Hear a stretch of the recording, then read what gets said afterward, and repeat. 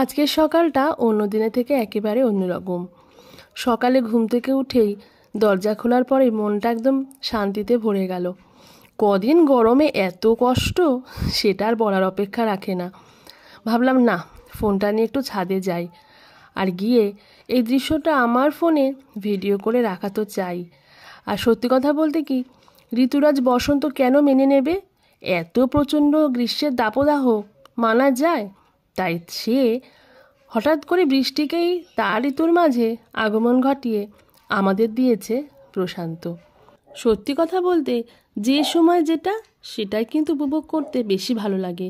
এই ধরো লক্ষ্মী পুজোর সময় নাড়ু আমরা করি, খেতে কেমন মজা লাগে। সারা বছর করা হয়? নিশ্চয়ই না। ঠিক তেমনই পৌষ মাসে পিঠে করতেও ভালো লাগে, খেতেও ভালো লাগে। আর তাই ঋতুরাজ বসন্তে গ্রীষ্মের তাপদাহ একদমই ভালো লাগে না।